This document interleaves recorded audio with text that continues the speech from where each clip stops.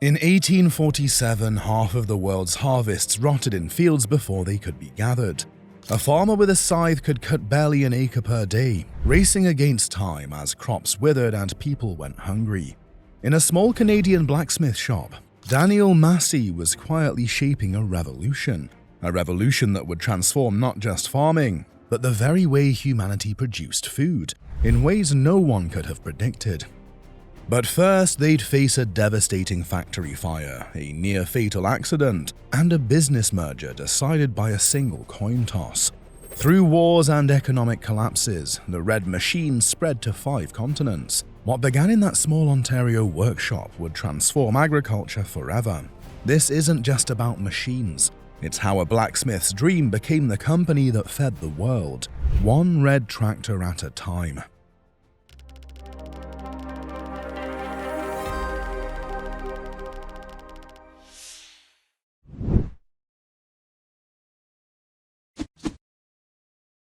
A farmer is swinging a scythe from dawn till dusk, watching half of his wheat spoil before he could cut it, each swing like a ticking clock racing against rot. That was farming in 1847 when Daniel Massey opened a small foundry in Newcastle, Ontario.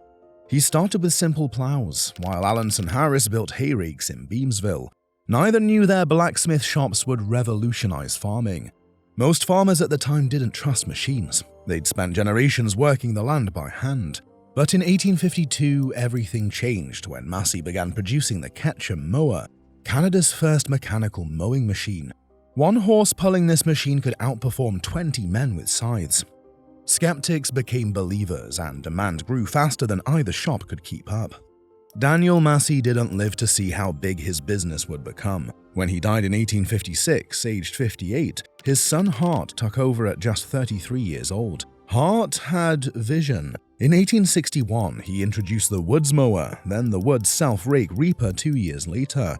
These weren't just tools, they were complete harvesting systems that cut and gathered grain automatically. Then disaster struck. In 1864, the Massey factory burned to the ground. Most businesses would have folded, but Hart rebuilt within months. By 1879, he'd moved operations to Toronto and renamed it Massey Manufacturing Company. Meanwhile, Allenson Harris's son John pushed innovation further. While Massey dominated mowers, Harris developed reapers and binders. Their 1890 Brantford binder was a breakthrough, tying and ejecting bundles without stopping. European farmers loved it, giving Harris an overseas edge. By 1890, these rivals dominated global farm equipment.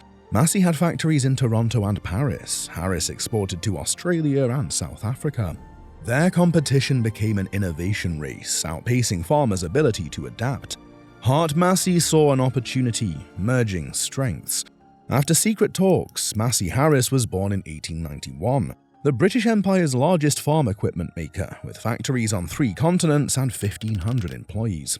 The merger combined Massey's global sales with Harris's binder patents and European ties. Their Toronto factory became a marvel of efficiency, using assembly lines years before Ford. Farmers who once harvested by hand now had machines that cut, bound, and threshed automatically. Production tripled by 1900, with Massey Harris equipment working fields from Saskatchewan to Scotland, from New Zealand's Canterbury Plains to Norway's limited arable lands along the fjords. But these machines still relied on horses. As cities grew, farms needed more than better horse-drawn tools. They needed to replace the horses themselves. The next revolution wouldn't eat hay, it would burn gasoline, and it was coming faster than anyone expected.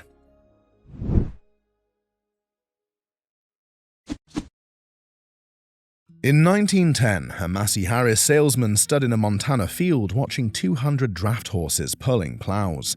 His job was to convince these ranchers that machines could do it better. It wasn't an easy sell. A single horse could plow about an acre per day, while early tractors managed 3, with no need for rest or feed.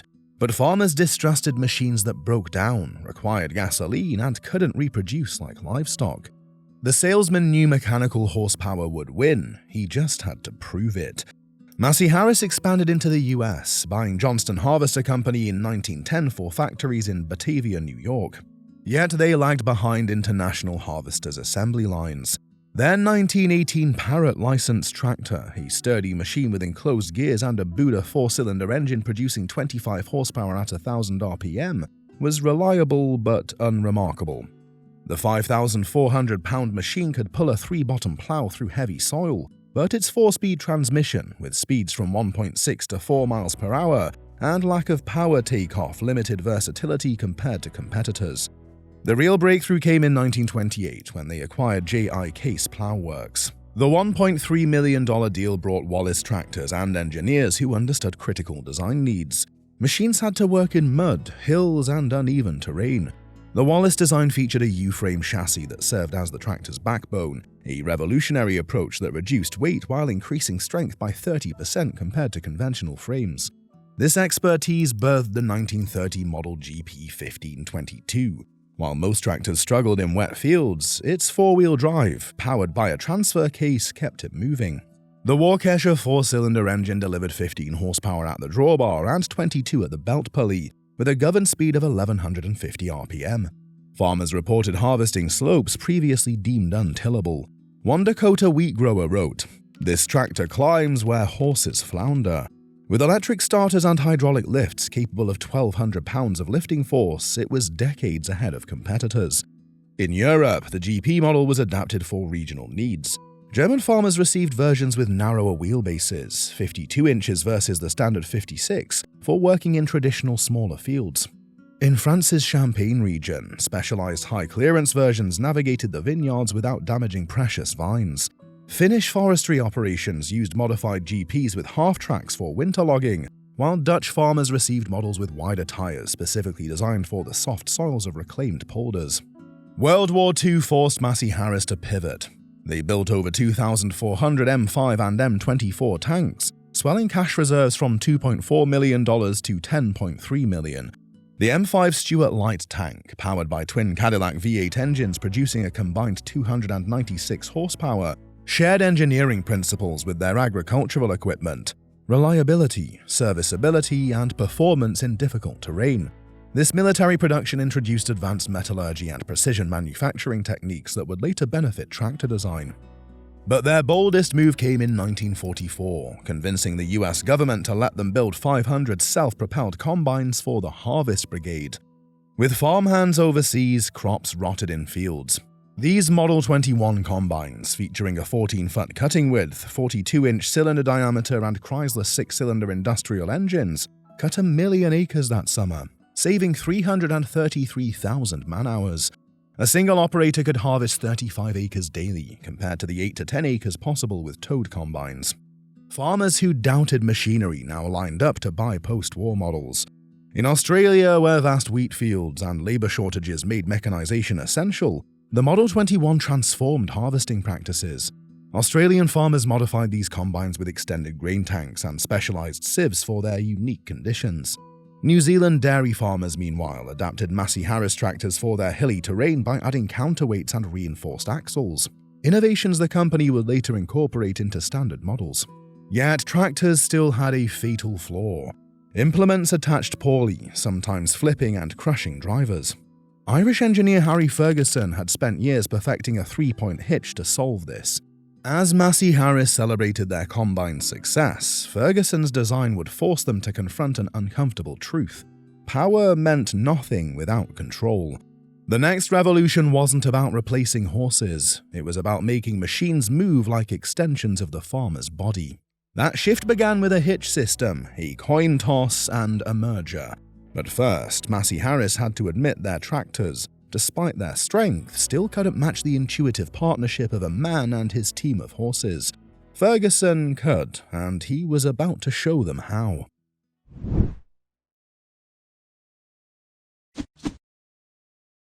Harry Ferguson's prototype tractor nearly killed him. During a 1925 test in Ireland, his experimental 3-point hitch failed, sending the rear of the tractor flipping upward.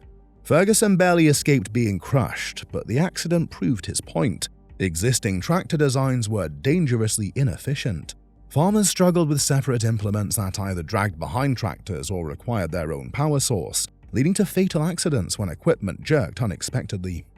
Ferguson's solution revolutionized farming.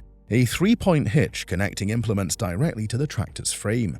Patented in 1926, his system used 2 lower arms and an upper link to create a stable triangle. This transferred weight properly while preventing dangerous flips.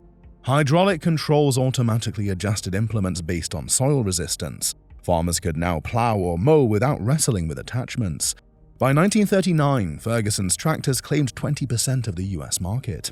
His partnership with Henry Ford produced the Ford Ferguson 9N, selling over 300,000 units. The 9N featured a 120 cubic inch 4-cylinder engine producing 23 horsepower, with a 3-speed transmission and rear PTO delivering 13 horsepower at the drawbar. At $585, it cost roughly half what competitors charged for similar power, making mechanization accessible to smaller farms across America and Europe. But post-war changes left both Ferguson and Massey Harris needing each other.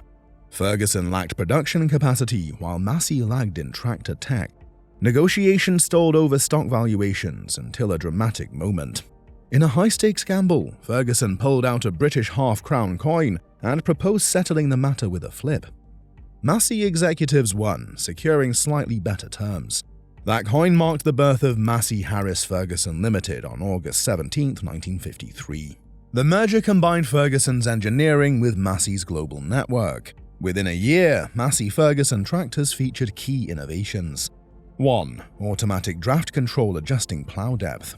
2. Precise position control for implements. 3. Simplified hydraulic controls replacing mechanical linkages. Farmers immediately noticed the difference. Older tractors required constant adjustment to maintain consistent plowing depth. Ferguson's system did this automatically. If a plow hit rocky soil, the hydraulics would momentarily lift it, then return to set depth once past the obstruction. This saved fuel, reduced wear on implements, and spared operators hours of manual adjustments. By 1960, over 80% of new tractors worldwide used Ferguson's system. The hitch became agriculture's universal standard, its basic dimensions unchanged to this day. The 1957 FE35 model showcased its versatility. Farmers could switch from plowing to seeding in minutes using one tractor. With its 35 horsepower Perkins diesel engine delivering 30 horsepower at the PTO, 4-speed transmission with high-low range, and hydraulic system capable of lifting 2,200 pounds, the FE35 offered performance previously requiring much larger machines. Many FE35s still work fields after 60-plus years. The impact extended beyond convenience. Ferguson's system made small farms viable by reducing equipment costs. In developing nations, this efficiency helped avert food shortages. Some old-school farmers mocked the compact tractors as mechanical ponies, but demonstrations silenced doubters. Watching operators plow with just 2 fingers on the lever proved the system's superiority. By 1960, Massey Ferguson had factories on 5 continents, producing over 100,000 tractors annually. The company's red paint became synonymous with farm innovation worldwide, all sparked by Ferguson's near-fatal accident in 1925. As one farmer put it, that man's close call saved countless lives and backs in fields everywhere.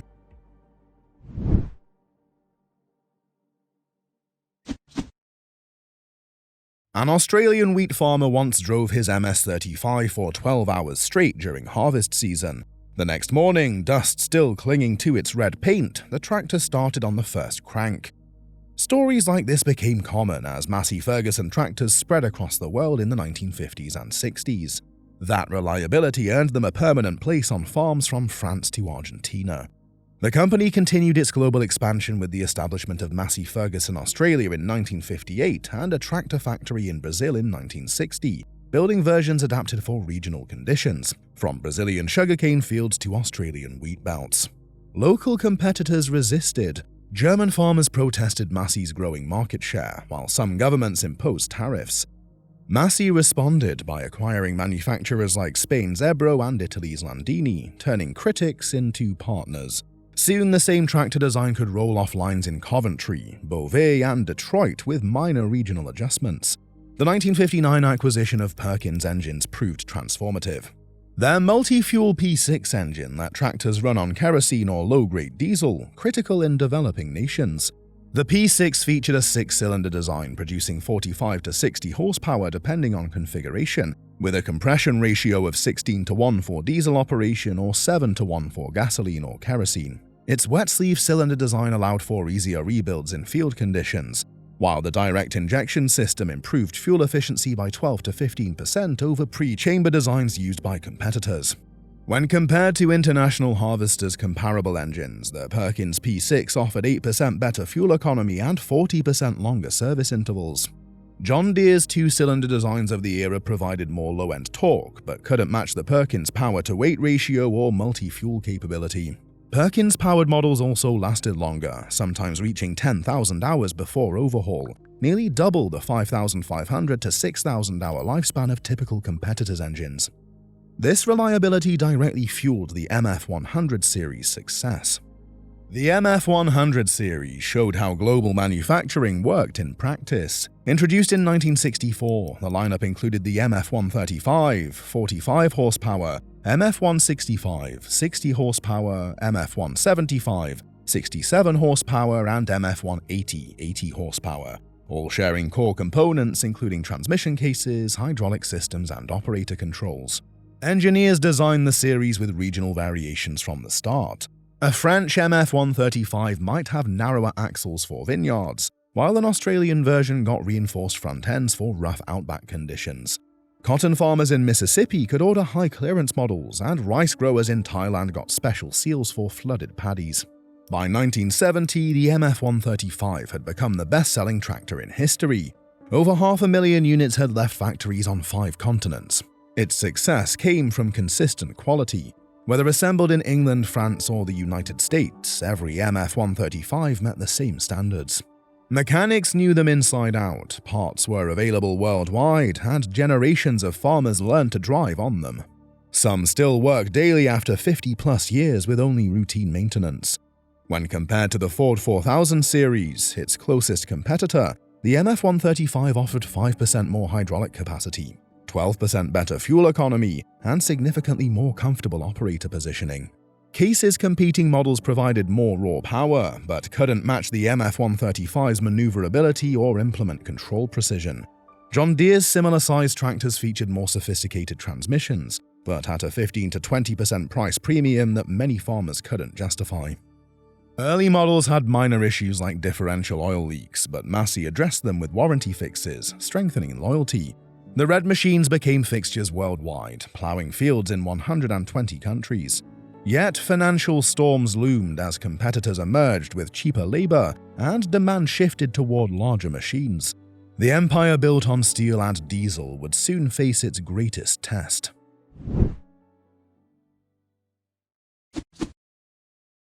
In 1978, Massey Ferguson reported a $262 million loss, the largest in Canadian corporate history at the time. Workers at the Brantford factory in Ontario watched as 800 unfinished tractors sat in storage lots, their red paint fading under the sun.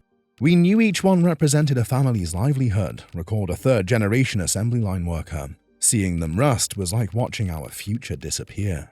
The crisis stemmed from aggressive 1970s expansion into developing markets, just as interest rates began climbing to a record 21.5%. Farmers couldn't afford loans, leaving dealers with unsold tractors, while collapsing commodity prices squeezed growers' incomes. By 1980, debt hit $2 billion, nearly half in short-term loans requiring $69 million quarterly interest payments.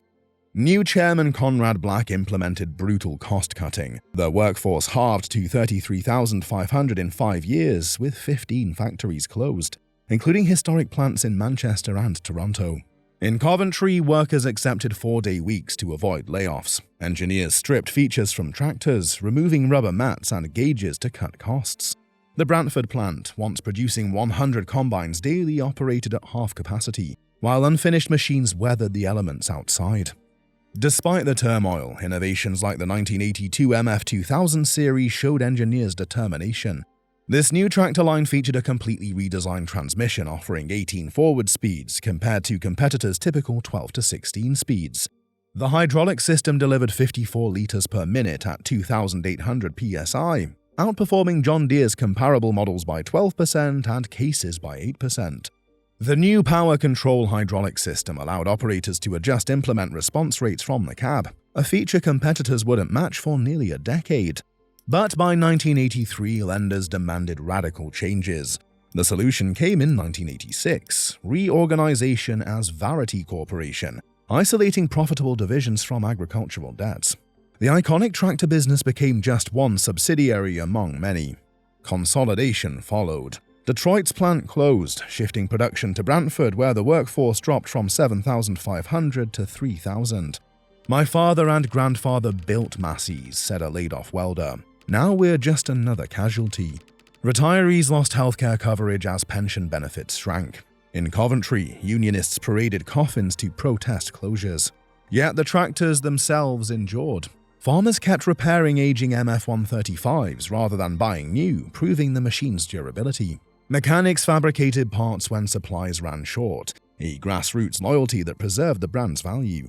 As the 1980s ended, Varity quietly shopped the agricultural division. Few wanted it until AGCO, then a minor player, saw opportunity where others saw only risk.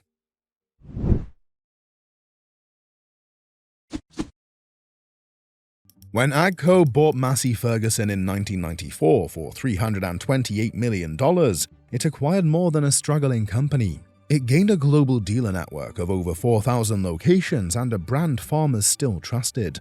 Overnight, AGCO's revenues jumped from $640 million to $1.4 billion, with 87% of Massey's sales coming from outside North America.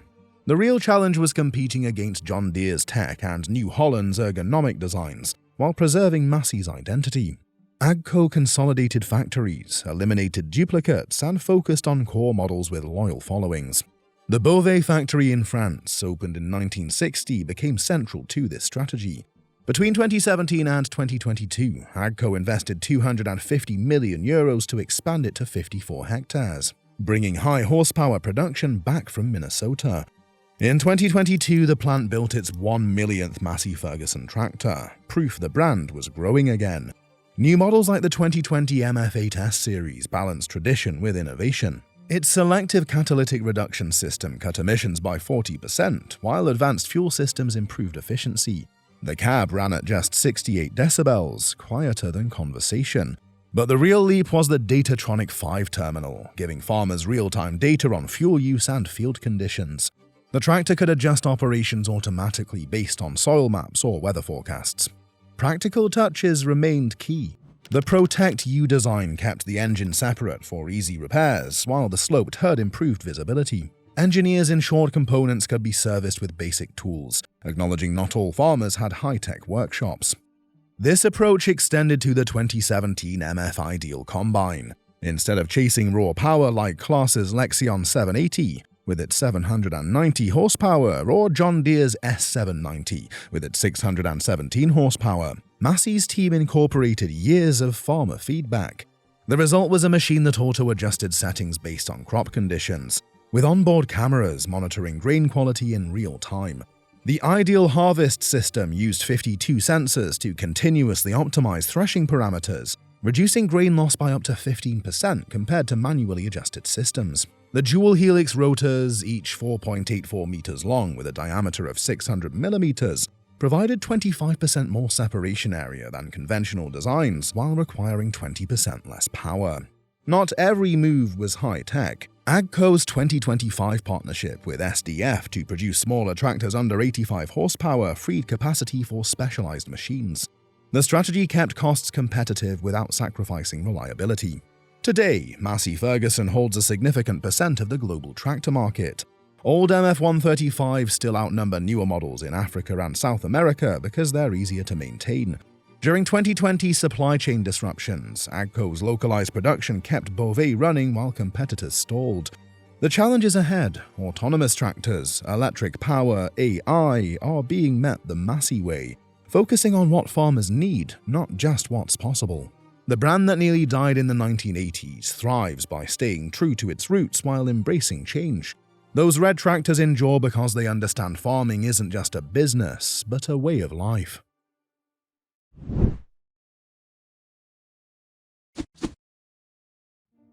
In Nigeria today, a farmer might be repairing his MF-135 with homemade parts, just as his grandfather did decades earlier. This isn't nostalgia, it's necessity. That tractor still works, even when new replacements are unaffordable or unavailable. The same scene repeats across Africa, South America, and parts of Asia. Farmers kept these machines running because they have to, and because Massey Ferguson built them to last. And when Harry Ferguson patented his three-point hitch in 1926, he created something remarkable, a design so effective it remains unchanged today. That triangular connector still links modern implements to tractors worldwide. Few innovations achieve such lasting relevance, but Ferguson's genius was simplicity. Mechanics could fix it with a wrench, farmers could understand it at a glance.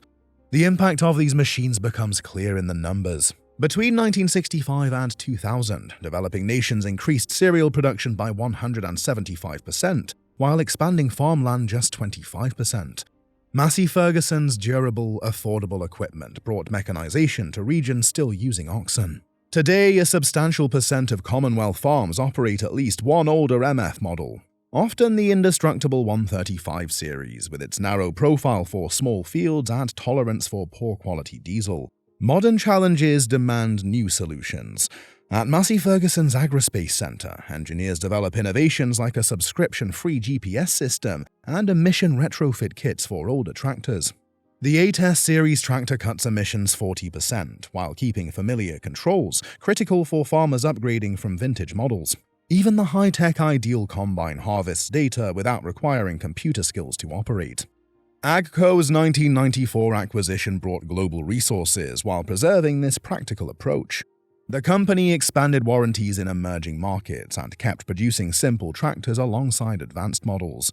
Their 2025 partnership with SDF focuses on sub-85 horsepower machines, exactly what smallholder farmers need. The Protect U cab exemplifies this philosophy. By spacing the engine 9.4 inches from the operator, designers reduced noise while making repairs easier. A detail that earned Massey Ferguson top marks for serviceability in Africa. Such thoughtful engineering explains why Nigerian workshops still fabricate parts for 50-year-old models when factory supplies run short. As climate change and labor shortages reshape agriculture, Massey Ferguson's blend of tradition and innovation positions it uniquely. The AgriGrid platform offers cloud-based precision farming but works offline, perfect for rural areas with spotty internet. It's this understanding of real-world conditions that keeps generations loyal to the brand. The future of farming won't belong solely to autonomous machines or antique tractors, but to tools that balance progress with practicality. After nearly a century, those red tractors remain relevant because they solve fundamental human problems, and that's something technology alone can't replace. Next time you're at the grocery store, look at the bread aisle. That wheat likely came from a field worked by a Massey Ferguson. The same red tractor that plowed Brazilian soybeans or tended French vineyards represents more than machinery. It's how technology helped agriculture feed a growing world. Massey Ferguson's journey mirrors farming's evolution. Those durable designs didn't just move dirt, they built food systems. Now we want to hear your part in this story. Ever fixed an MF-135 with makeshift parts? Share your memory below. Each story keeps this living history moving forward, just like those iconic red tractors still working fields today.